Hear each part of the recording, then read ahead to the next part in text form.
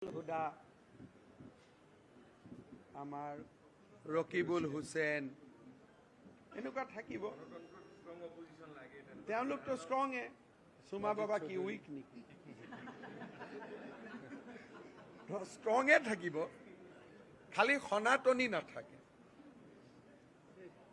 বাকীটো অপজিশ্যনটো ষ্ট্ৰং থাকিব এতিয়াতো নুৰুল হুদা ইমান ডাঙৰ ধুনীয়া ভাষণ দি আছিলে চেয়াৰমেন ডাঙৰীয়াই কম অপজিশ্যন নেকি এটা অন্তত অখিল গগৈক ধন্যবাদ জনাব লাগিব যে আজিৰ দিনত তেওঁ 3জন বিধায়ক জিকক নিজকক বেলেগ কথা কিন্তু আজিৰ ডেটত তেওঁ 3জন কৰিলে 5 বছৰ যুঁজি কিবা এটাতো আনিছে নাই নাই 100% থাকিবই নোৱাৰে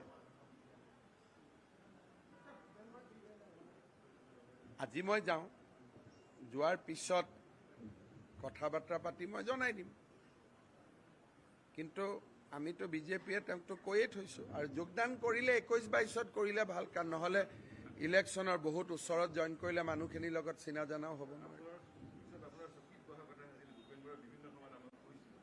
চব ভূপেন বৰাই ৰাজনীতি বহুত দিন কৰিছে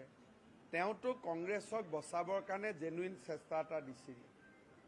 এইটো উপলুঙা কৰা কথা নহয় UDFৰ লগত তেওঁ যে কংগ্ৰেছক পুৰা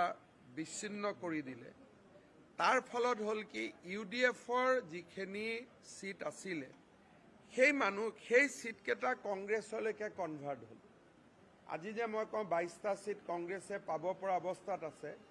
যদি UDF আৰু কংগ্ৰেছৰ এলায়েন্স থাকিলেহেঁতেন 11টা হ'লহেঁতেন গতিকে ভূপেন বৰাই এটা বল্ড ডিচিশ্যন লৈছিলে যে UDFক কংগ্ৰেছৰ পৰা উলিয়াই দিয়া কিন্তু ইমান ডাঙৰ গড় থাকোঁতে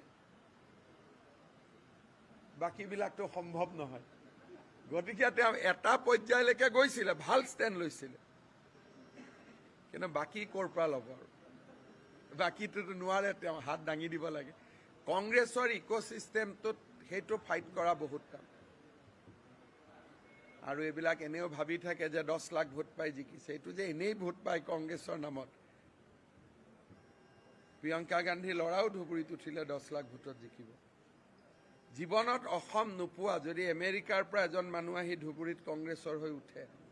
সিও পাব গতিকে ধুবুৰীত 10 লাখ ভোট পোৱাটো যে ক্ৰেডিটৰ ভিতৰত নপৰে সেইটো কথা দিল্লীৰ মানুহবিলাকেতো নুবুজে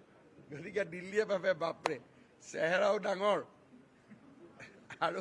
কামো ডাঙৰ গতিকে তেনেকে মানুহ চলি থাকে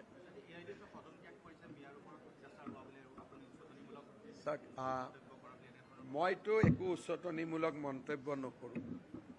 মই এটাই কৰোঁ যে অসমখন যাতে আমাৰ হৈ থাকে